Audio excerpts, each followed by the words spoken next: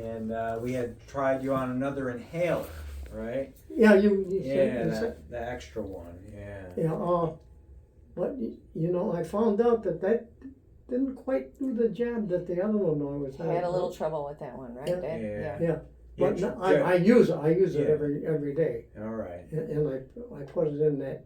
That tube, yeah. Okay, good. Are you still using that one? Oh yeah. Oh, You're okay. using that one and the Spiriva, right? When I feel that I'm needed, I go to. Yeah. Oh, I got the Spiriva too. But Yeah, you're using the Spiriva. yeah. Oh yeah, every day. And the other one that we gave you, the new one, are you using it every day or just No, when you every feel day. like you need it? Every day I use that. Okay. But I had to learn how to count because I was getting shorter. Yeah, the Yeah, counter you goes know, down, yeah, right? yeah. Yeah.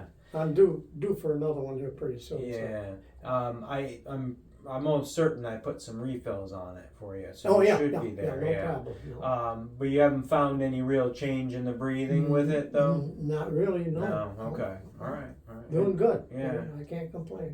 No negative breathing, If right? once No. in a while, I'll like fall asleep. I go to bed at 11 o'clock, Yeah. and I like fall asleep, and I'll go upstairs and I'll forget about doing my job before Yeah. I went to bed. Yeah. That And night. then I know I can. I notice That's the other one, right? Oh. That's, no, that's just. That's this this is The one? new one, yeah, it's twice a day. That Oh, it's one. twice a day, Yeah, okay, yeah. okay.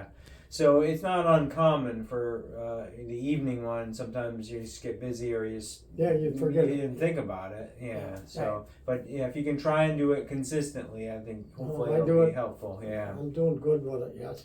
And then we got the CAT scan on the chest. Okay, and we were able to compare that with the one from 2018. Mhm. Okay. So there's no big nodules or masses or anything like that. Good. There was some of the fibrosis that they saw on 2018 down at the bases there. That has progressed a fair amount, in the 7 years since then. So, you seem to be doing okay with it. You're doing what you want to do and this and that. But I think we talked briefly about a medicine that kind of helps slow down the progression of it last time. It's called OFEV.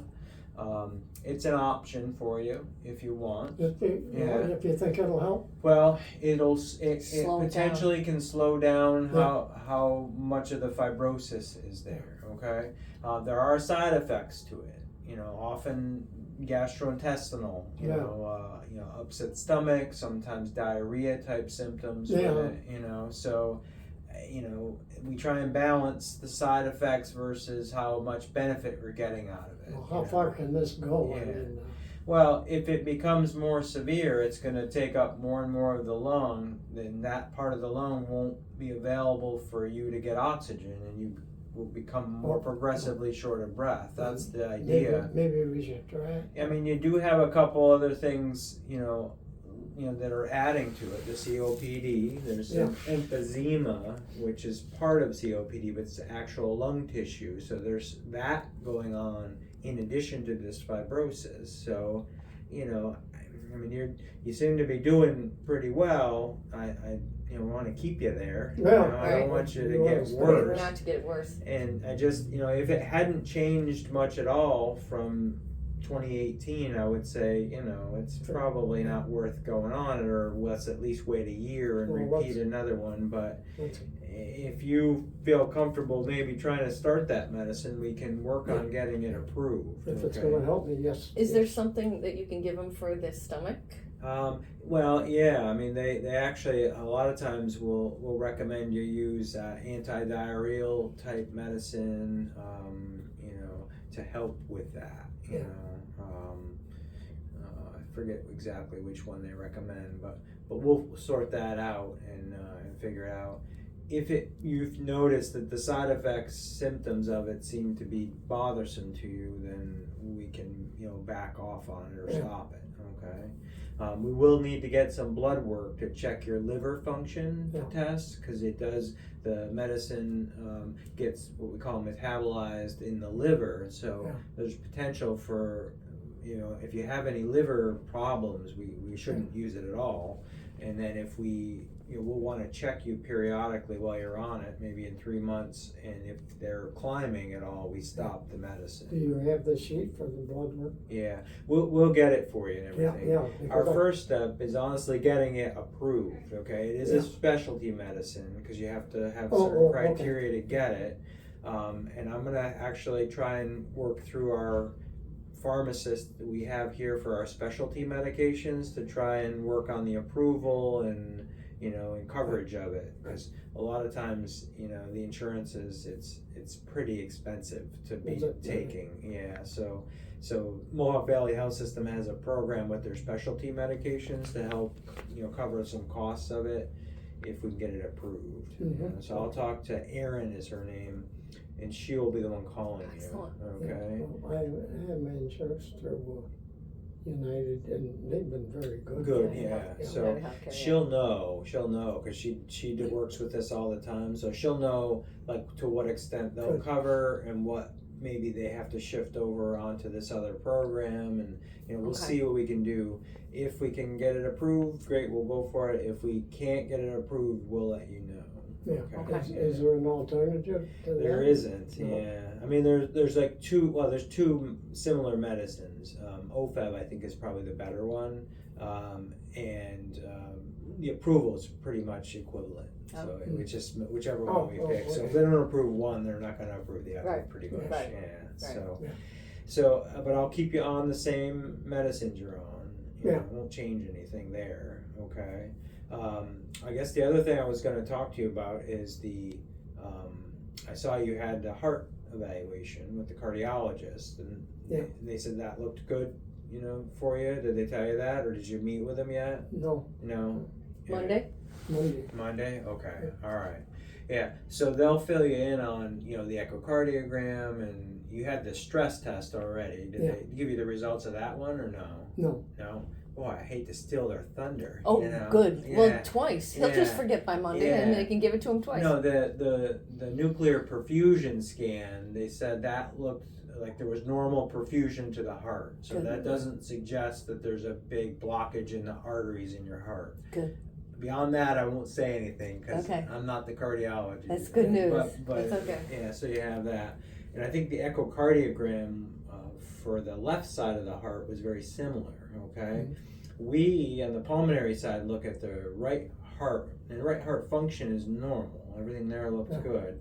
But they measure these certain pressures and the speed of blood flow through the right heart, which goes to the pulmonary system, and some of them are elevated, and that can be what we call pulmonary hypertension or high blood pressure in your pulmonary system. So that's not something you can measure on your arm. That's, Right. No. that's in the pulmonary arteries, and so it has some clues that there's some elevation there. Now it doesn't seem to be affecting your heart on the right side of the heart, because that's where we would see it. The right side of the heart would be having trouble. It would be getting thicker.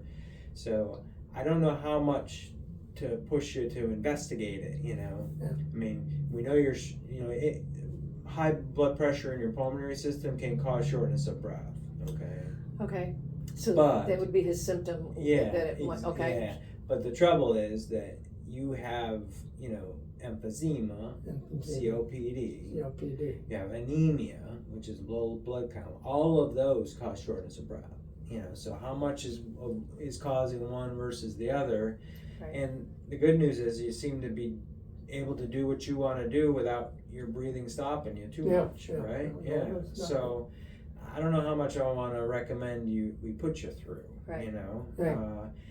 Because truly, it's a specialty in and of itself. This pulmonary hypertension, we can identify it on the echocardiogram or the suggestion of it, but really it's evaluated at specialty centers. So it would have to be, Albany or Syracuse or Rochester. Okay, they have clinics for pulmonary Okay. hypertension, Okay. and really the way they check for it is they actually do a catheterization on the right side of the heart, so right heart catheterization. So it's pretty aggressive. So invasive. a little Yeah, bit. to figure it out. Yeah.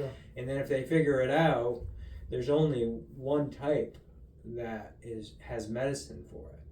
Okay, that's and if it's not that type, they're going to say, well, you have it, but it's related to your COPD or it's related to something else. Yeah. So you just optimize the treatment of those things. So it's a little bit of a Well, you know what I'm thinking here? yeah. You're my doctor, and what you suggest, Yeah. that's what we're gonna go with, right? Yeah. All right. Well, these days, we like to kind of provide you with all the options, and Yeah.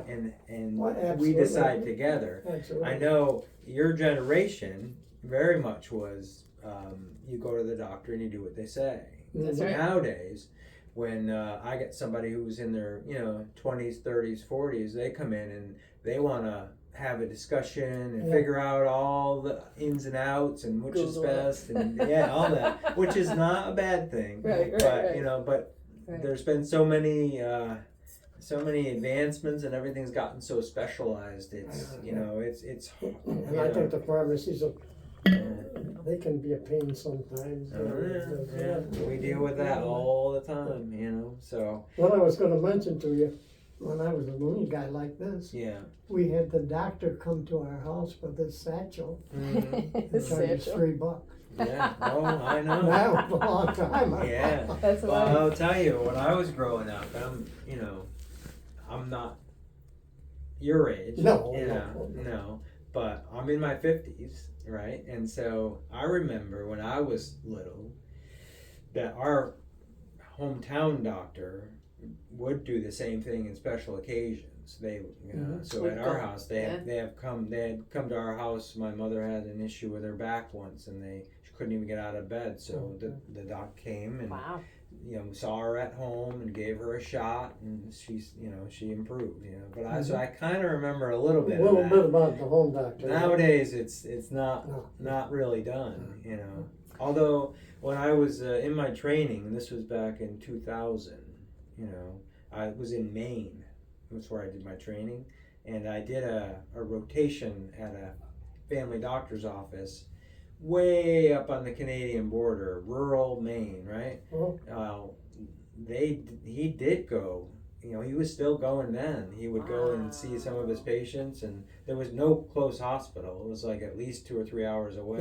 Yeah. And so he would go to their house and give them a shot of something if they had fluid in their lungs. And I was like, this is old school medicine right here. But, It's doing what you need to wherever you are, but right?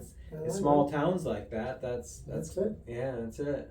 That was So- Gold. Yeah. Gold was his last name. Yeah. So basically, what we're talking about is as long as you feel okay, Yeah. but as soon as you see other symptoms, then we might want to Yeah. look into a Yeah, little well, I bit can more. tell you, yeah. Yeah. If you're starting to notice, hey, wait a minute, I'm getting more short of breath when I'm walking or going Yeah, upstairs. yeah. Now it could still be the COPD, the emphysema getting a little worse, and we'll want to keep tabs on that. Yeah, okay. And we'll probably want to recheck the CAT scan on the chest in a year or so. We'll decide between us, but let me work on getting that approved, the medicine, the OPA. Okay. Yeah. I might before you leave. I'll pop out and I'll talk to Erin. Maybe she might even come in and say hello and let you know who's going to be calling you and stuff. And then we'll see what we can do. Mm-hmm. Okay. Excellent. Yeah. All right. Yeah. And just call us if you need refills on anything. Okay. And then, do you get the flu shot here? I just got one yesterday. I was gonna say. Yeah, I figured you probably did. That's good. Yeah. Perfect. I like it. All right. Let's listen to you. See what we hear. All right. Through your mouth. Nice big breath. Again. Through your mouth, Dad.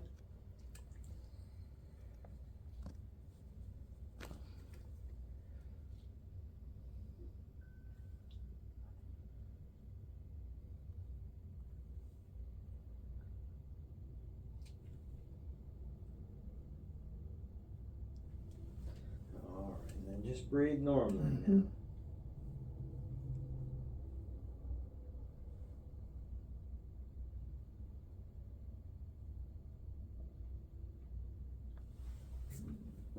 All right. Yeah, I hear a few crackles down at the lower part, which I would expect with this fibrosis. That's kind of what we hear.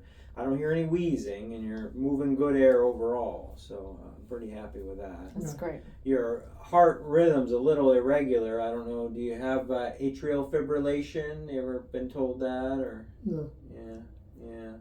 Well, it's a little irregular. I thought, don't you have it? You don't have AFib? AFib? AFib, yeah. Oh, okay. Oh.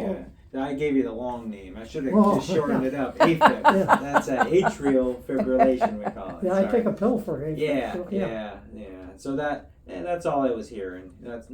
It's normal for you. Yeah, that's normal. Yeah, I'm gonna check your legs here.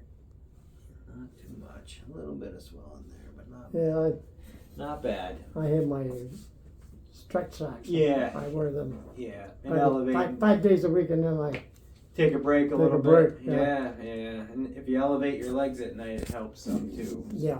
Your feet go up on your chair, don't they? Oh yeah. Oh. Yeah, that helps. All right. Well, let me go talk to Aaron quick here, and then we'll see what we can do about getting that medicine for you. Okay. Okay. Yeah. I think that's about it. Yeah. Okay. Awesome. I'll be right back. Thanks, Okay, Doc. Doc. We appreciate you. You're very welcome.